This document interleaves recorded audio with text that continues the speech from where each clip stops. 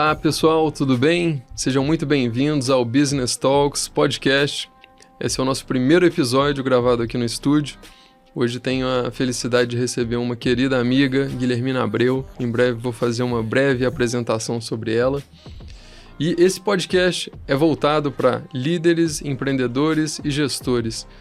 Eu estou aqui para poder inspirar e motivar qualquer um que deseja melhorar nesses sentidos, tá bom?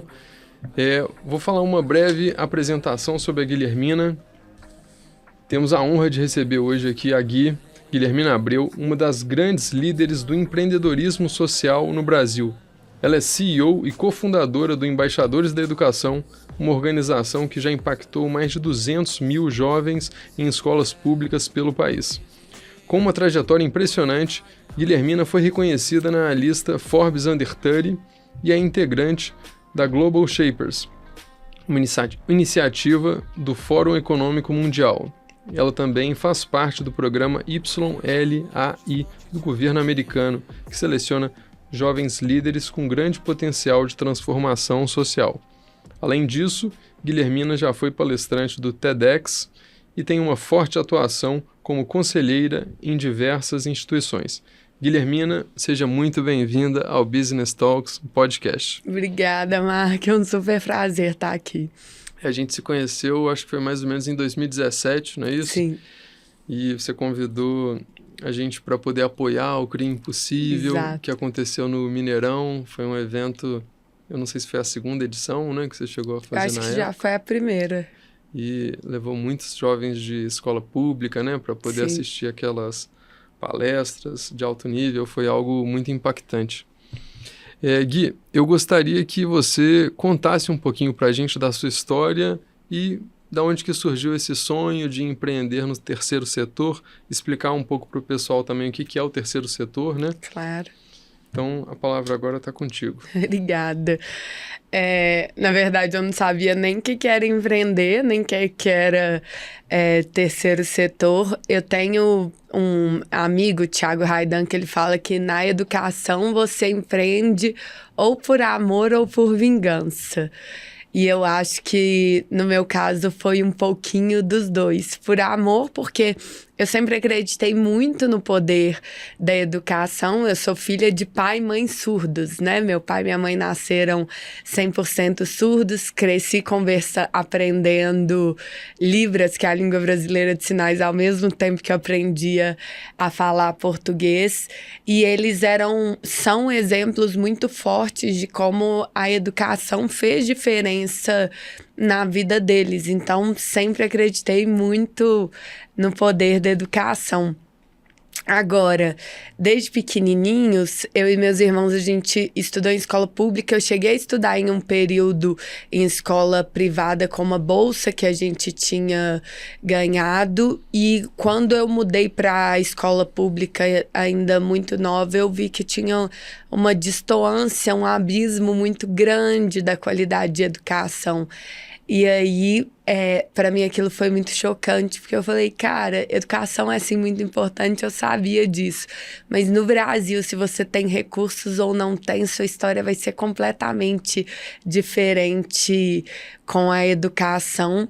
E dessa dor, desse questionamento, surge o Embaixadores da Educação e o trabalho que a gente faz hoje. Que bacana. É uma história muito bonita e eu tenho certeza desafiadora também, Sim. né? Assim, a comunicação, eu imagino, dentro do lar, né? Deve ter sido difícil, né? Muitas vezes, né?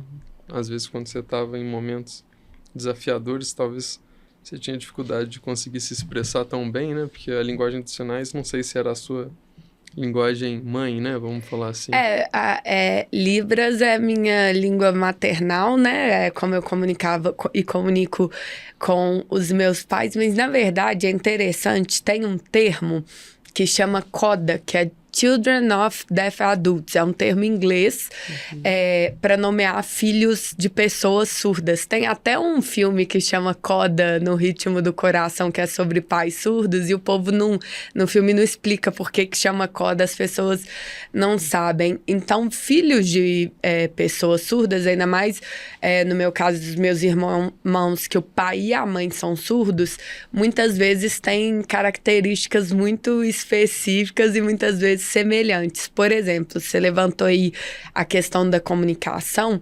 Desde que eu nasci, eu e meus irmãos, eu sou mais do que filha, nós somos também intérpretes, porque a gente precisava interpretar o mundo para os nossos pais, ainda mais na época que a gente nasceu não tinha FaceTime, todo mundo ligava lá em casa, então eu tinha que atender o telefone e entender o que aquele adulto estava falando, porque você só interpreta, você só traduz algo que você entende.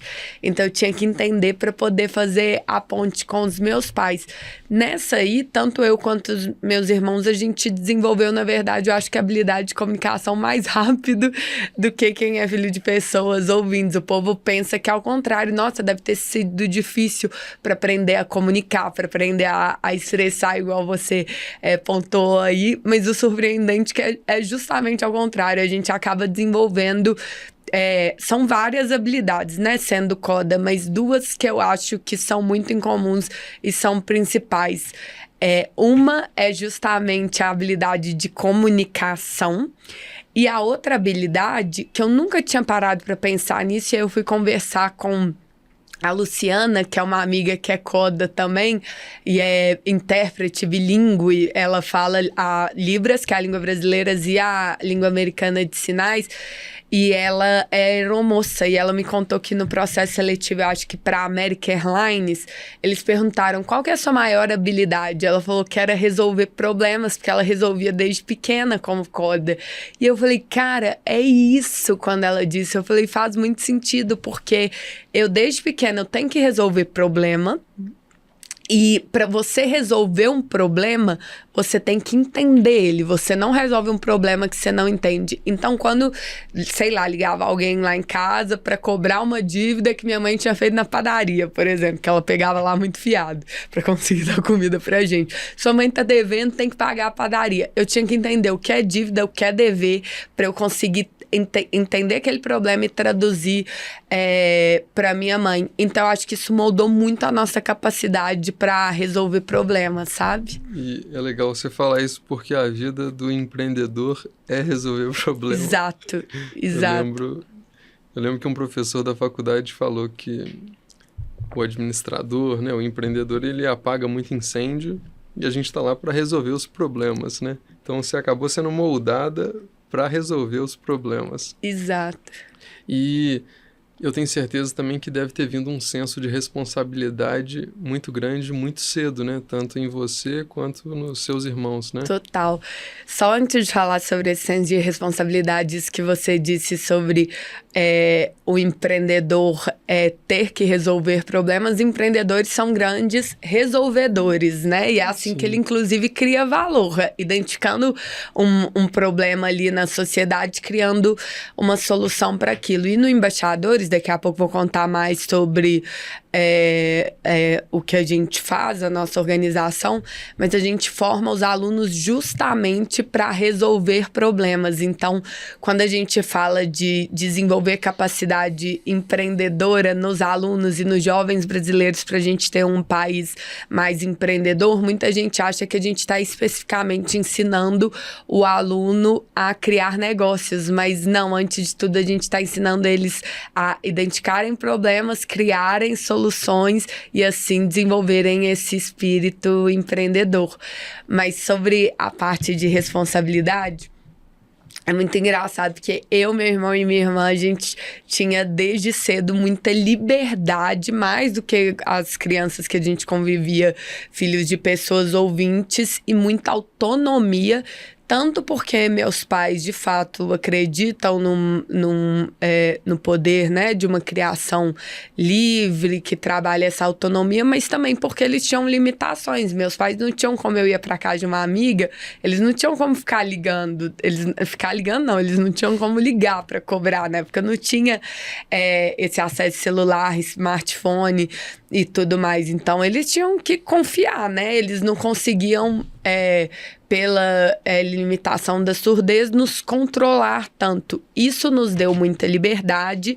E aí, meus primos mais velhos, eles contam, até uma prima, Natália, que ela fala: gente, eu achei que vocês iam virar todos drogados, porque vocês faziam o que vocês queriam, vocês tinham muita liberdade para a idade de vocês. Mas foi ao contrário. Essa liberdade nos trouxe uma grande responsabilidade, porque a gente aprendeu a tomar decisões cedo.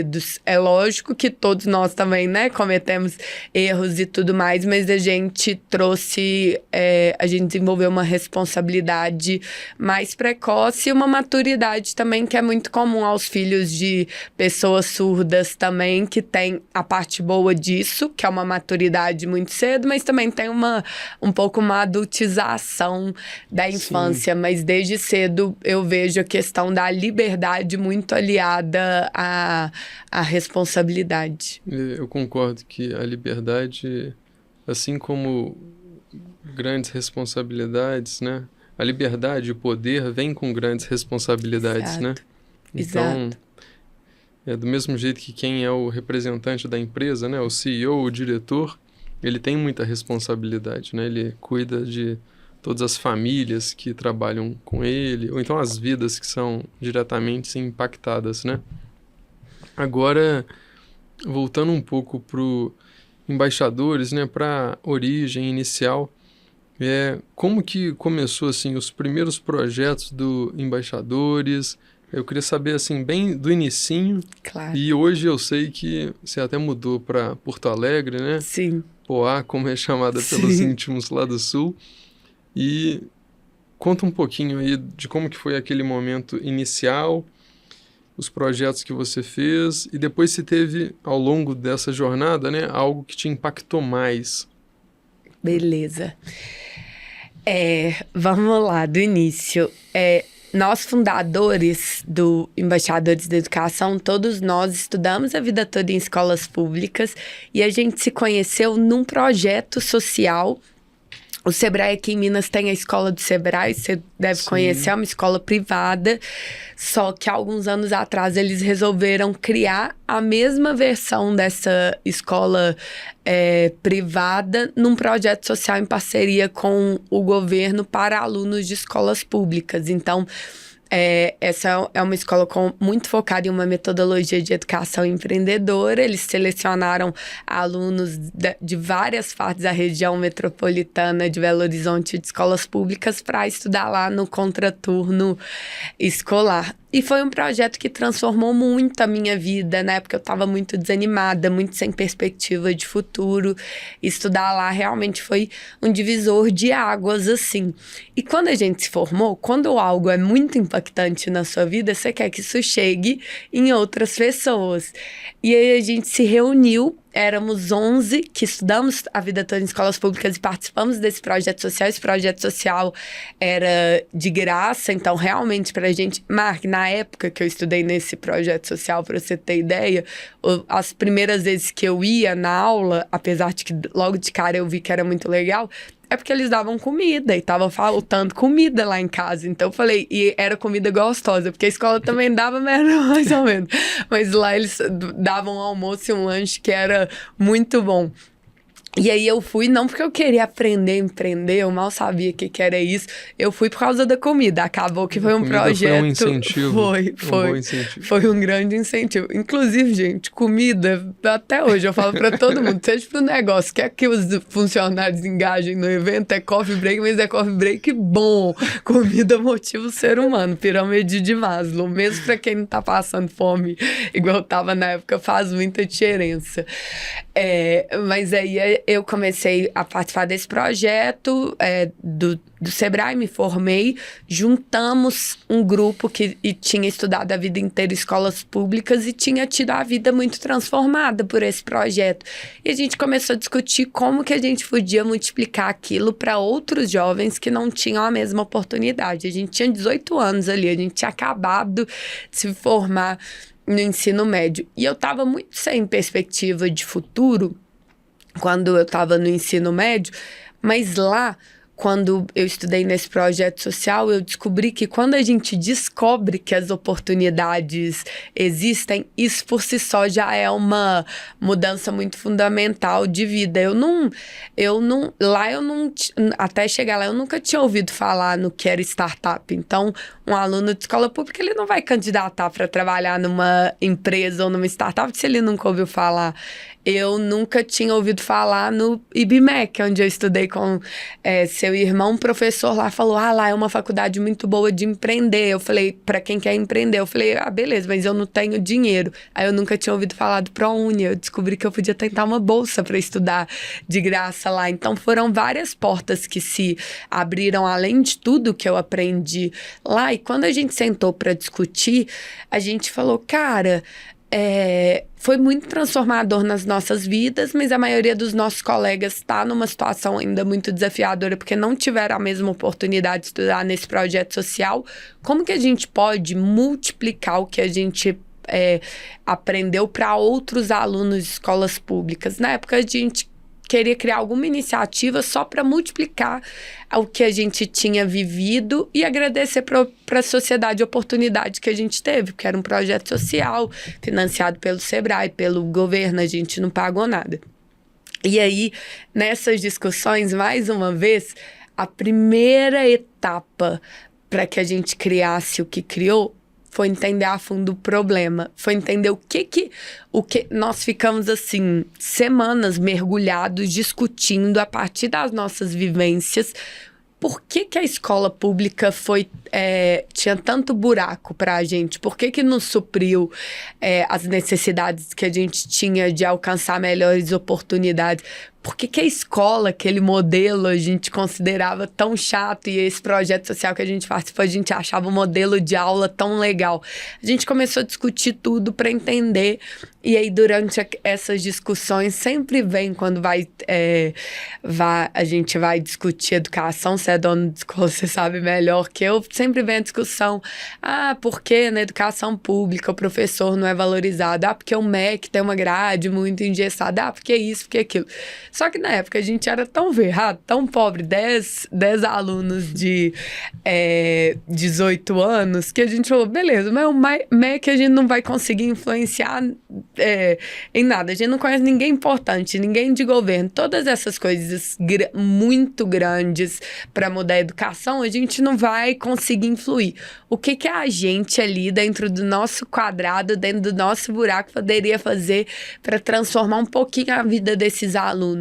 E aí a gente começou a tentar destrinchar por que aquele projeto social foi tão transformador nas nossas vidas. E uma das conclusões que a gente chegou foi, cara, várias coisas. Lá tinha esse projeto, tem uma veia muito grande de protagonismo mesmo, e que tem a ver com essa criação também que eu te falei, onde há espaço para autonomia, há espaço para o ser humano crescer, se desenvolver e voar mais alto. Então a gente falou, cara, lá eles deram muita autonomia para que a gente criasse as coisas, a gente tinha que criar a nossa própria empresa lá simulada, se a empresa não pagasse os impostos, não vendesse, a gente tomava pau na matéria, era tudo muito legal, mas mais do que isso, lá a gente encontrou muita gente que acreditava na gente. E aí, baseado nisso, em outra raiz do problema que a gente chegou foi que a gente tava discutindo, né? Por que a escola é tão desafiadora? Porque o sistema, o governo, os diretores, os professores, blá, blá, blá. Em certa parte da discussão, eu tava pensando assim, hoje quando eu falo de embaixadores da educação pro Vasco, eu era uma ótima aluna, eu era péssima, ganhava ocorrência todo dia, dormia nas aulas a rodo. E eu falei, cara, um grande problema da minha escola era eu, enquanto aluna. Aí uma outra pessoa da roda falou, eu também era. Tinha alguns que eram melhores alunos, mas a gente falou, cara, o aluno também é um problema da escola. E se a gente fizesse um programa para que os alunos se tornassem os líderes das soluções, em vez da gente esperar só os professores, os diretores, os gestores da escola, e se eles se tornassem aliados nisso? E aí a gente cria embaixadores da escola, na época a gente não tinha uma organização, nada, era uma iniciativa que tinha a ideia, basicamente a ideia por trás era: os próprios alunos vão identificar os principais problemas das escolas, eles vão criar soluções, eles vão executar essas soluções e eles vão liderar esses projetos e eles que vão atrás dos recursos, eles que vão fazer de ponta a ponta. A ideia era realmente entregar o protagonismo a eles para que eles, enquanto criassem projetos para melhorar as escolas públicas deles, eles desenvolvessem a mentalidade de que eles poderiam fazer a escola deles melhor, mas não só a escola deles melhor, como a comunidade que eles viviam melhor e o próprio futuro deles também melhor. E aí a gente faz uma conta hoje em dia que está muito por trás do que a gente acredita no Embaixadores da Educação e tem muito a ver, porque a gente ensinou isso para os alunos, né? Ensinou isso para os alunos das escolas, mas olhe muito para os gestores das empresas também, quando a gente fala de colaborador, né? Da autonomia para que eles consigam se desenvolver e propor e criar soluções. Tem uma conta que nós somos mais de 200 milhões de brasileiros e a gente fica achando que ali no Congresso, daqueles 81 senadores, 513 deputados, um presidente, um vice-presidente, 26 governadores, aquelas pessoas que, se você somar, não dão nem 2.000 pessoas, vão resolver todos os problemas do Brasil. A gente acredita que o Brasil vai mudar de verdade quando cada um, nas suas comunidades, nas suas escolas públicas, nas suas empresas, começar a fazer a diferença. E essa lógica que a gente acredita nas escolas públicas, a gente acredita para tudo também, porque nas empresas, todos nós, enquanto sociedade, a gente desenvolveu uma mentalidade hierarquizada. Então, assim funciona quando a gente vai gerir também. A gente se fecha ali na cúpula e acha que todos os problemas vão ser resolvidos ali, quando, na verdade, às vezes o caminho é entregar mais liberdade e autonomia. É lógico, né, que com o desenvolvimento para a ponta resolver. Basicamente, essa foi a ideia que a gente tinha por trás. Começamos a fazer embaixadores da escola, ali uma escola por vez, uma escola por semestre, 40 alunos por vez. No início era super difícil, porque a gente tinha todos nós estudávamos, tínhamos que manter a bolsa do ProUni, era todo mundo bolsista de ProUni, a maioria, porque a gente não teve, né, tanta qualidade de ensino assim para conseguir acessar uma federal, e no ProUni tem uma média a mais, né, que você tem que manter. Então a gente tinha que fazer isso, trabalhar durante a semana, porque todo mundo tinha que se sustentar. A gente fazia esse programa aos sábados nas escolas públicas e aos domingos a gente reunia para discutir como podia melhorar o que a gente estava fazendo aos sábados. Começou assim. Ai, que bacana. E eu imagino que, eu não sei quantos eram no início, eram 11 que você falou. E hoje são quantas pessoas, assim, como que se mantiveram, né? Desde os fundadores? Sim, sim. O início, esses 11, a gente inclusive na época ainda chamava embaixadores de Minas, porque a gente queria chamar embaixadores do Plug Minas, que era o programa que a gente foi aluno, que a escola de Sebrae era dentro de um espaço chamado Plug Minas, que era onde era a antiga FEBEM, e eles quiseram ressignificar aquele espaço. E aí a gente acabou tirando o plug, porque como era o nome de um programa do governo, a gente ficou com medo do povo achar que a nossa iniciativa era do governo, não tinha nada a ver. Então, enquanto era uma iniciativa ali informal, tinham esses 11. Depois de, eu acho que 2 anos, já viraram 5 ou 6, que era impossível trabalhar, estudar, fazer trabalho voluntário aos sábados e domingos. Ainda tinha gente que namorava na época, todo mundo que namorava saiu. Era difícil conciliar tudo. E aí ficaram 5, depois ficaram 3 dos fundadores iniciais até hoje, né? isso já são mais de 10 anos, ficou eu e Polly, apesar de que a gente tem muito contato com todos os fundadores, mas hoje a gente, a maioria foi trabalhar em empresa ou seguir outros caminhos. A gente foi full time se dedicar ao terceiro setor mesmo e a continuar esse trabalho.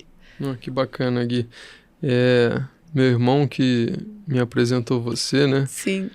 E sou muito grato, né, por ele ter apresentado, a gente ter apoiado aquele projeto, né? Eu acho que a gente apoiou por 2 anos. Isso. E depois se acabou levando para outras cidades do Brasil, né? Se ampliou muito. Na pandemia você fez online, Isso. né? Eu imagino que captar recurso é sempre um grande desafio.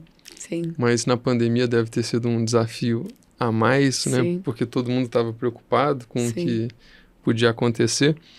E antes da gente entrar nessa parte de captar recurso, que eu sei que você é uma excelente comunicadora, acaba sendo uma boa vendedora, uma pessoa que tem habilidade para sensibilizar os outros, mesmo porque você tem um projeto maravilhoso nas mãos. Nessa trajetória desses últimos 10 anos, eu tenho certeza que muitas histórias te impactaram. Você já presenciou muita coisa, mas se você puder compartilhar com a gente 1 ou 2 histórias que mexeram com o seu coração, assim, te fizeram perceber que você está no caminho certo, que o seu trabalho te traz essa realização pessoal por conta disso, se puder compartilhar. Nossa, tem tanta história, a gente é muito apaixonado pelos nossos alunos, né? Agora, enquanto a gente conversa, a gente tem uma aluna que é a Stephanie, de 16 anos. Nesse momento, ela está visitando a NASA nos Estados Unidos. Inclusive, o grande sonho dela é trabalhar na NASA. A Stephanie do último ano do Desafio Empower, que é basicamente embaixadores da escola na nova versão atual dos últimos anos, que os alunos têm que criar soluções para suas escolas. A Stephanie participou, a gente tem esse programa que os alunos criam soluções para as escolas e depois a gente premia com bolsa integral para a faculdade, intercâmbio para o exterior e tudo mais. E a Stephanie participou do nosso programa na última rodada, criou um projeto super legal lá na escola pública que ela estava e foi premiada. E aí, beleza, foi uma das alunas que foi premiada. Passou um tempo, a mãe dela mandou uma mensagem pra gente e depois ela também pediu para encontrar a gente para dar um presente pra gente. Era uma lembrancinha que ela e o Thales, que era do grupo dela também, que foi premiado na Empower, ganhou. E ela disse que ela tava... Isso nos bate muito, porque eu, por exemplo, eu tava muito desanimada na época da escola, eu quase desisti. E ela tava, assim, muito desanimada, muito sem perspectiva, e se engajar na Empower, criar um projeto, pôr o projeto de pé, fez muita diferença na vida dela e deu ânimo para ela se aplicar para 1000 e outras coisas. Esse projeto que ela tá visitando a NASA agora nos Estados Unidos, por exemplo, não é uma premiação nossa. Ela ganhou, foi a bolsa de estudos integral para a faculdade, mas ela passou a acreditar nela de novo e ter ânimo a partir da Empower. E quando eu conversei com ela, ela falou que o sonho dela era trabalhar na NASA. Beleza, passou. Quando vai agora, essa semana será atrás, ela chega nos Estados Unidos e manda mensagem pra gente, mostrando que ela já tá lá visitando com 16 anos e falando que ela só foi pra lá por causa da nossa organização. Isso é uma história simples, eu vou contar outras, mas por que pra mim eu acho que isso tem um valor enorme e é muito impactante? Porque a gente tem jovens no Brasil desistindo todos os dias. Eu podia ter desistido se não fosse o projeto do Sebrae que eu participei no ensino médio. A Polly, que hoje é a cofundadora do Embaixadores, é uma das mulheres mais inspiradoras que eu conheço, uma das líderes negras mais inspiradoras do Brasil, podia ter desistido também. E aí a gente vê que de lá pra cá tem cada vez mais jovens desistindo. A Stephanie ia desistir. Se ela tivesse desistido, ela não estaria agora conhecendo a NASA. Então, o Brasil, a gente tem um tesouro, o nosso maior tesouro é a população brasileira, e a maior chance que a gente tem das pessoas crescerem, do Brasil se desenvolver, é a população jovem. A gente ainda está, porque está no final, no período de bônus demográfico, que é quando a população jovem, a parcela da população jovem é maior do que a população velha. Idosa, não sei qual que é o termo certo. A ficha das pessoas ainda não... O bônus demográfico, isso começa a mudar em 2035, em 10 anos, é amanhã. As pessoas ainda não entenderam que a hora que o Brasil tem de mudar a sua história, da sociedade ser melhor, é agora ou nunca. Todos os dias no Brasil a gente tem milhões de Stephanies desistindo, de Guilherminas desistindo, de Polis desistindo. E se essas pessoas desistirem, são alunos que com 16 anos podem estar na NASA, igual a Stephanie tá agora. A gente tem que fazer algo rápido e muito grande para impedir essas pessoas de desistirem e que elas continuem. O caminho é muito árduo, é muito difícil. A gente está há 10 anos. Os impactos grandes, quando eu vier aqui falar, tal aluno abriu tal empresa, tal aluno foi de fato para a NASA, você trabalha com educação. A educação é igual plantar árvore, é daqui a 20, 30 anos. Mas agora o que a gente tem que fazer é que eles continuem, voltem ou comecem a acreditar neles. Então, a Stephanie é uma dessas pessoas que eu fico muito feliz e eu acho a história dela muito impactante, porque é um desses tesouros que não desistiu e que voltou a acreditar, mas por causa do nosso projeto. Tem outras histórias. Tem o João Lucas, por exemplo, que é do interior do Rio Grande do Sul. Ele estava muito desanimado e assistiu o Crime Impossível da pandemia, que vocês inclusive apoiaram muita gente também. Ele assistiu aquele Crime Impossível, estava muito desanimado, muito desacreditado, voltou a ter ânimo, falou, cara, eu vou criar um projeto, que é o desafio que a gente chama os alunos para melhorar a minha comunidade ou minha escola. E a gente desafia eles a criarem projetos sobre problemas que doem neles, né? Que eles viveram, porque é mais fácil a gente resolver problemas que a gente conhece. Ninguém conhece melhor do que quem viveu aquele problema. E aí ele tinha vivido durante muito tempo problemas de saúde mental muito desafiadores. Ele chegou a tentar suicídio, compartilho isso porque é uma história que ele conta, né? Então, que ele divide publicamente. Chegou a tentar suicídio e não foi por falta, ele chegou a tentar, não foi por falta de procurar o poder público ou profissionais para ajudar. Mas ali no centro da cidade dele, a galera não conseguiu identificar que ele já estava quase no estágio de suicídio e dar a resposta a isso.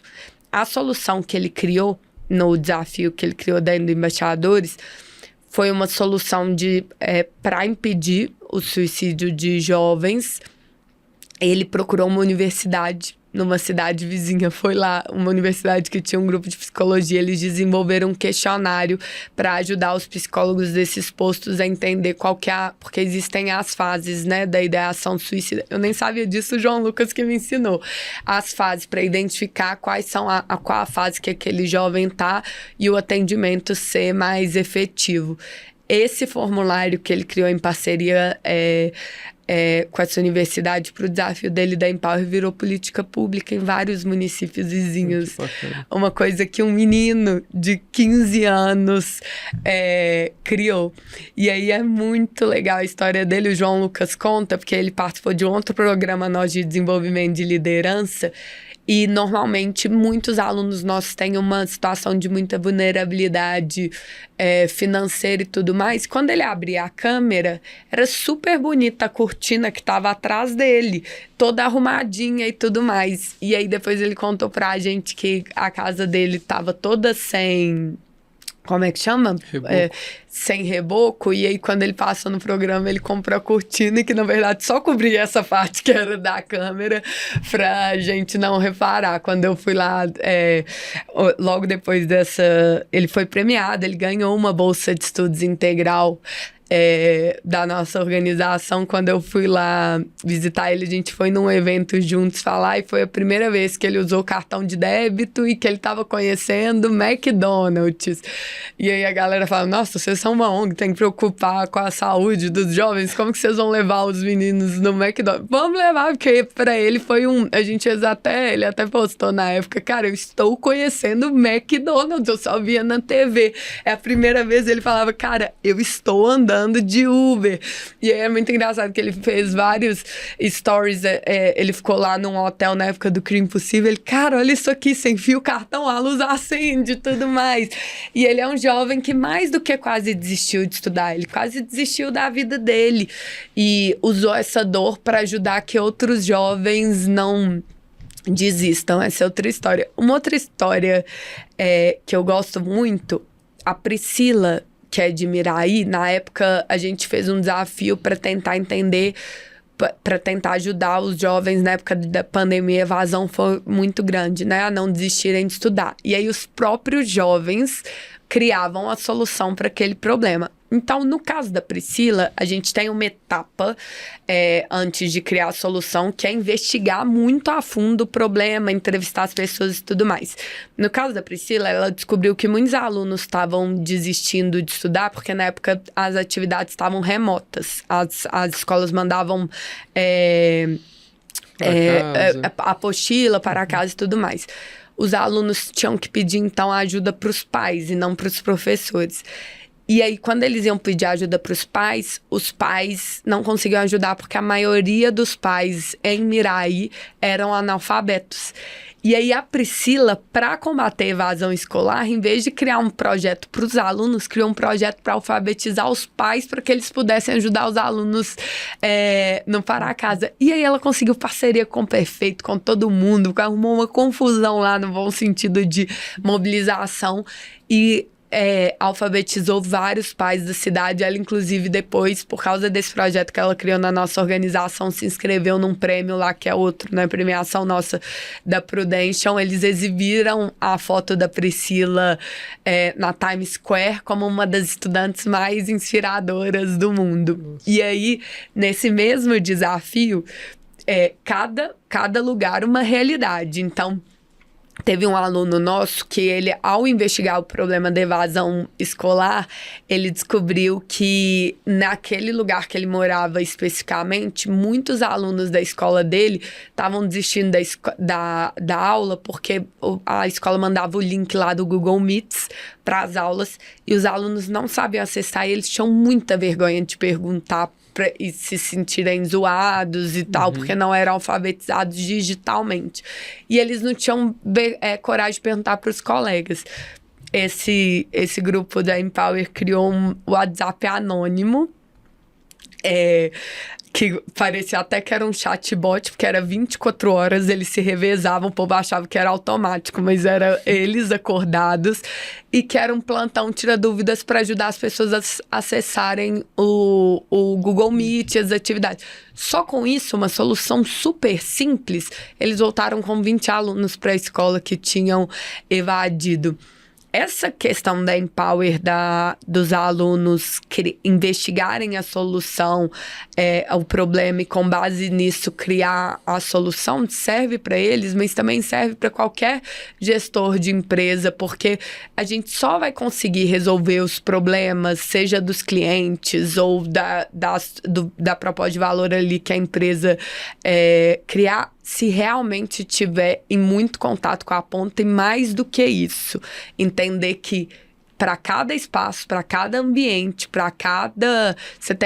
São próximas, né? Mas nas duas unidades da Dona Clara, provavelmente tem diferença entre um espaço e outro. Cada problema, cada ambiente gera uma realidade que gera uma especificidade do problema. Não adianta virar e falar, nossa, a solução da Priscila é excelente, então vamos alfabetizar todos os pais, porque talvez no lugar onde o Rian morava, o problema não era a alfabetização dos pais, o problema era os próprios alunos não sabendo acessar. Então, para cada lugar uma realidade, para cada realidade uma solução mais efetiva. Não. Muito bacana essas histórias aí, obrigado por compartilhar. Agora, Eu sei que, ao contrário de empresas convencionais, né, a sua se enquadra como se fosse uma ONG. É uma ONG.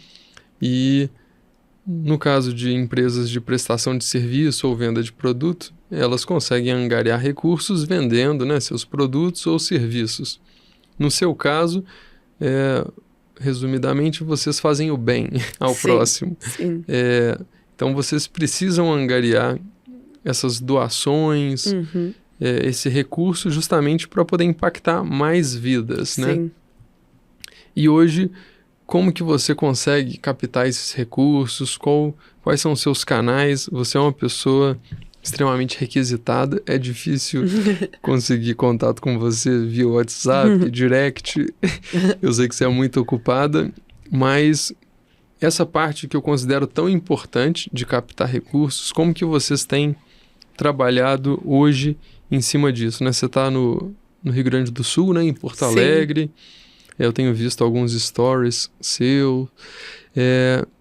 Então, eu queria que você falasse um pouquinho disso, porque depois a gente pode tentar incentivar quem tiver interesse de doar para o projeto, enviar o recurso de forma correta, né?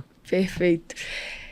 Antes de falar de captação, tem um contexto importante, mas falando na verdade de captação, nossa captação é extremamente desafiadora pelo seguinte motivo. O Embaixadores, a gente fez uma coisa que é muito difícil, que é descobrir uma solução escalável de gerar impacto profundo. Então, o Crio Impossível foi uma maneira que a gente achou chegar em muitos alunos. O evento acontece em estádio de futebol, mas hoje em dia é retransmitido ao vivo nas escolas públicas do Brasil, todo que mobilizam os alunos nos seus auditórios e tudo mais. E isso acabou se consolidando como um canhão para engajar muitos jovens de uma vez. Depois disso, a gente tem a jornada que forma esses alunos em Power, que também a gente tem desenvolvido nos últimos anos com muito custo uma solução digital e tudo mais. Então, a gente consegue engajar os alunos de uma forma escalável e agora estamos aprendendo também a fazer essa formação mais profunda deles de forma escalável. Isso que a gente descobriu, o jeito que a gente amarrou a nossa estratégia de impacto, é normalmente o maior desafio das organizações de terceiro setor, como você escala o impacto, mas de forma relevante, porque também não adianta chegar em todo mundo mais ou menos. Essa é a parte boa. Qual que foi o desafio que isso gerou? Nós crescemos nos últimos anos muito mais rápido do que a nossa capacidade de crescer organizacionalmente e institucionalmente. Muito mais rápido. Hoje, as organizações que fazem o que a gente faz, do tamanho que a gente faz, falando em impacto, não é que o que a gente faz só a gente está fazendo, mas elas têm décadas, são grandes fundações empresariais com ou grandes herdeiros por trás, ou grandes empresas por trás. É muito difícil uma organização igual a nossa, de base territorial, comunitária, nessa velocidade, chegar nesse impacto nacional, com alunos do Brasil inteiro e tudo mais. Ótimo essa parte. A parte ruim a gente não aprendeu a captar, se organizar, a organizar internamente na mesma velocidade. O Embaixadores cresceu muito mais do que a gente cresceu enquanto gestores, a organização cresceu. Rodrigo Cartacho é um grande conselheiro nosso, está presente no dia a dia, ele é o fundador da Simpla. Uma vez eu assisti uma palestra dele e ele falou uma coisa que trouxe um certo alívio, que é, se a sua empresa ela cresce de forma organizada e não caótica, ela não está crescendo rápido o suficiente. Então eu falei, então tá explicado que a gente tá nesse completo caos interno, ótimo. Mas hoje já, apesar de que ele falou isso, a gente precisa, né, desses pilares básicos e desenvolver isso. Mas o que acontece? Crescemos muito impacto em responsabilidade. Hoje a gente tem grandes parceiros nacionais, mas não crescemos na mesma velocidade enquanto organização, não. Então, quando a gente aprendeu a captar, por exemplo, recursos, porque é um aprendizado, né? Uma curva. Quando a gente aprendeu a captar recursos para 10 mil alunos, a gente já estava fazendo 200 mil. Então, os recursos não eram o suficiente. E a gente tem uma premissa muito grande no Embaixadores, que é o seguinte: nós somos participantes de projetos sociais na nossa vida inteira. Vários projetos pequenos que foram legais, mas não foram transformadores. O que a gente participou da Escola do Sebrae foi muito transformador. Então, a gente sempre quis fazer projetos que transformassem de verdade a vida dos estudantes, de forma profunda. E a gente se dedicou e se dedica todos os dias muito a isso. Então, todas as vezes que a gente teve que escolher entre, aqui a gente projetou meio errado financeiramente, porque dava até para cobrir o que a gente fez no ano passado, mas o que a gente tá fazendo esse ano, que é 100 vezes maior, tá faltando grana. Todas as vezes que a gente teve que... Hoje eu, inclusive, me pergunto se foi a decisão certa.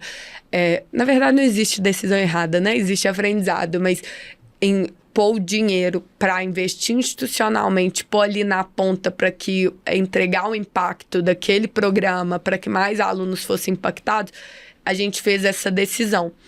O que isso gerou?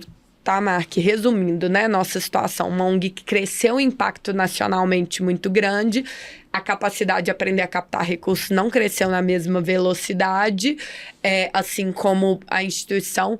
Que situação que isso nos coloca? A gente tem um impacto nacional muito relevante, tem muitos alunos, o principal a gente está entregando, mas direto a gente está quebrado enquanto organização direta, e as pessoas quando olham pra gente falam, cara, mas vocês têm com vocês um tanto de empresa gigante, porque hoje a gente é gigante de parceiros mesmo, a gente tem grandes parceiros nacionais, mas a gente executa grandes projetos e depois passa perrengue, assim, perrengue mesmo, de não ter dinheiro de folha, de eu ligar para alguns parceiros e falar, pelo amor de Deus, apoiem. A gente aprendeu com isso e falou, cara, pelo tamanho que chegamos, agora é hora de organizar a casa, é hora de pôr esses pilares básicos para ter essa sustentabilidade financeira.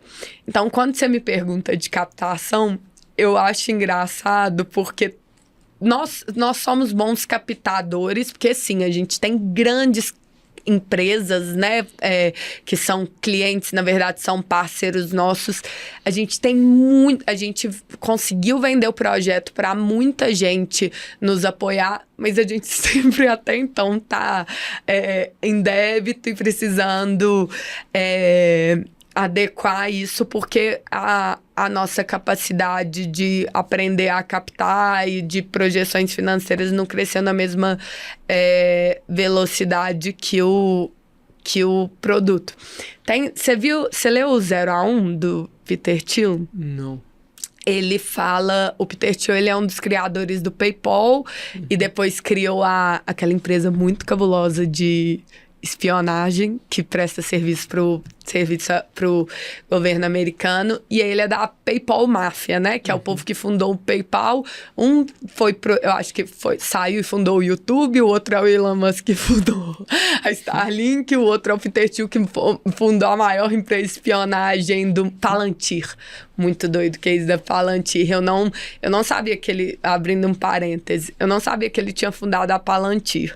E aí eu fui num Fórum da Liberdade em São Paulo, e aí o Peter Thiel fechou um andar só de segurança. Ele tinha uns 50 seguranças. E eu não entendi, porque eu já tive num evento com a Malala, e a Malala é ameaçada de terrorismo todo dia, ela é protegida pelo governo britânico e tal. Eu falei, e eu já tive em muito evento também que tinha chefe de Estado, eu falei, a segurança do Peter Thiel é maior do que as do chefe de Estado. E aí meu irmão é muito nerd, eu fui perguntar pra ele. Ele falou, por causa da Palantir, Guilhermina. Eu falei, o que é a Palantir? Ele falou, é basicamente um FBI com uma CIA, com um serviço secreto privado que o Peter Thiel fundou. Mas enfim, ele deu uma série de aulas em Stanford sobre como eles fizeram o PayPal dar certo. Ele escreveu um livro muito legal que todo empreendedor deveria ler, que é o 0 a 1. E ele fala isso no livro, que não adianta só desenvolver um produto ou uma solução muito boa se você não investir igualmente em vendas. E o empreendedor muitas vezes tem essa percepção que se a solução da sua empresa for muito boa, ela vai vender por si só. Mas não vai. Isso foi basicamente... Eu li esse livro lá atrás, mas não apliquei para o embaixadorzão. Porque basicamente nos últimos anos o que a gente pôs muita energia foi em criar programas muito impactantes, que são muito transformadores na vida dos alunos. E por causa disso a gente conseguiu vender. Mas a gente não pôs energia em criar um time fera de captação de recursos e tudo mais. Então hoje isso nos impede... Isso a gente conseguiu crescer, mas hoje nos impede de ficar de pé. E aí é o nosso próximo desafio.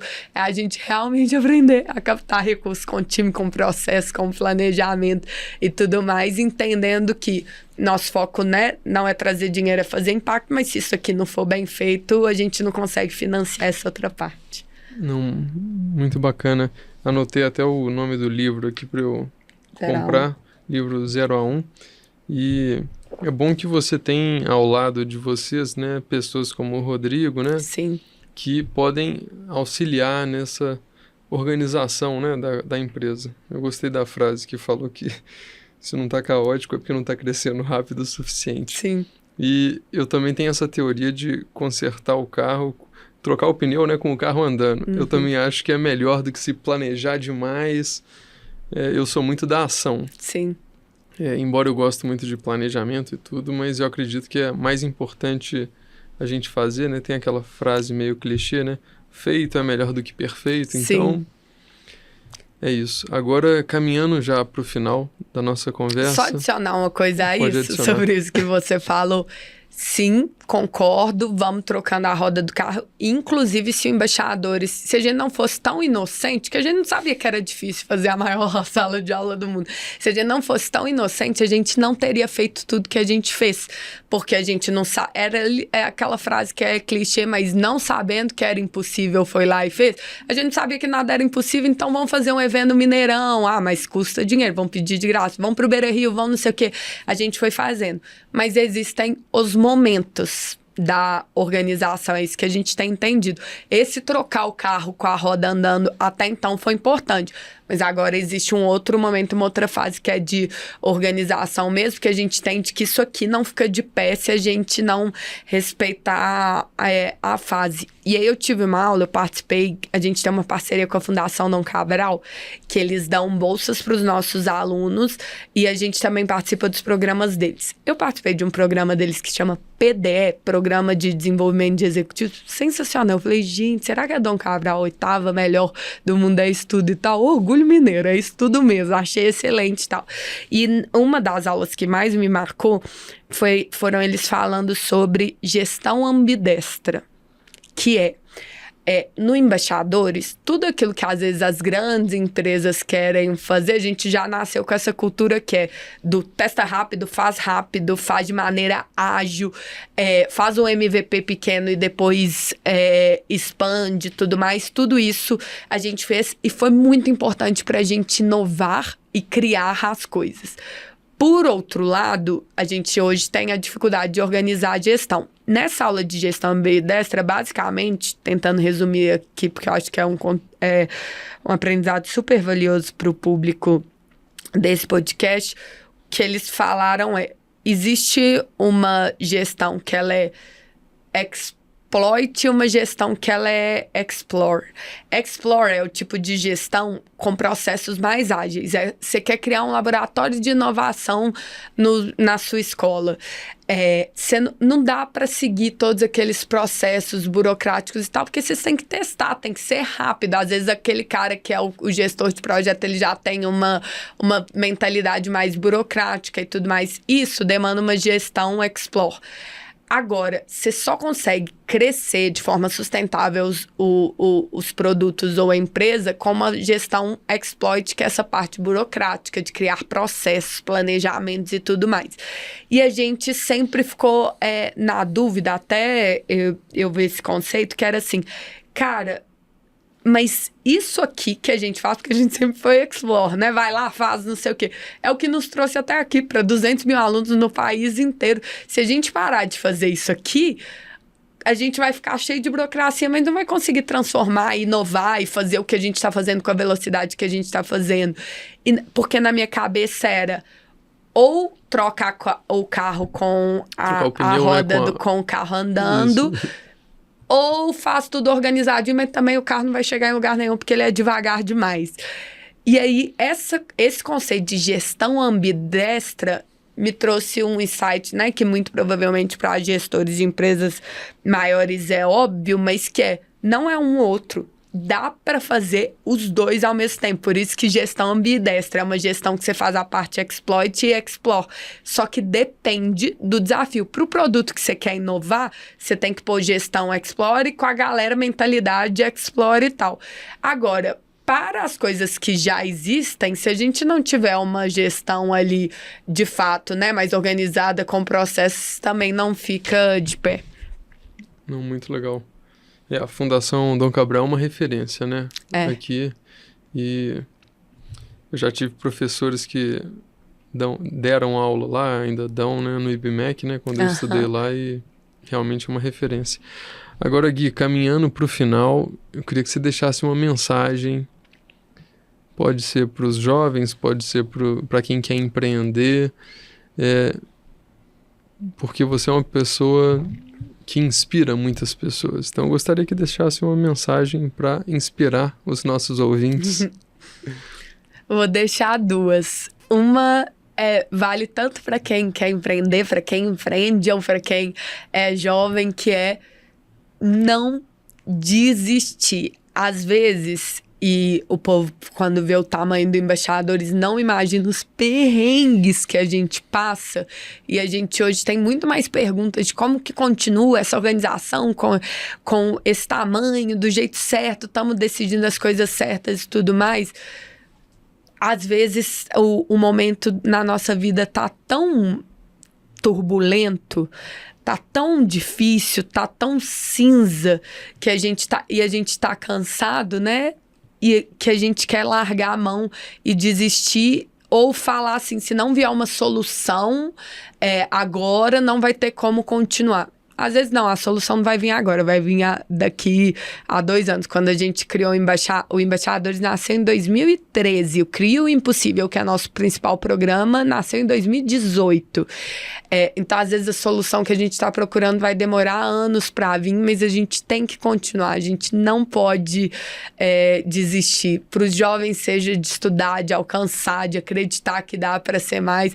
Para o empreendedor que está começando da mesma forma, para todo mundo, é sobre continuar. E eu falo disso não de um lugar de uma gestora empreendedora de uma organização que já deu certo, porque sim, a gente já impactou milhares de vidas, mas a gente passa uns perrengues bravos todo dia, igual eu falei, com folha e tudo mais.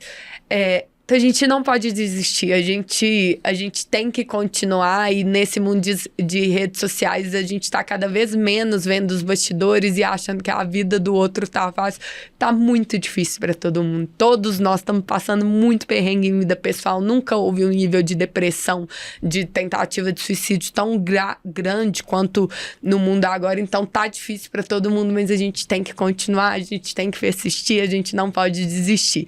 E o segundo recado para que mais pessoas não consigam, continuem não desistindo, doem para o Embaixadores da Educação qualquer valor. A partir de R$1 você já pode ser doador recorrente. O link é embaixadoresedu.com/doar. Se vocês procurarem nas redes sociais @embaixadoresedu ou @cri.impossível, vocês conseguem ver as informações lá dos nossos projetos e se tornar um doador, que a gente precisa demais, já foi. Uhul! Muito obrigado, Gui. Foi maravilhoso compartilhar aqui essa hora de bate-papo com você. E depois vou te convidar mais vezes. Quem sabe você não volta aqui com a Polly. Bora.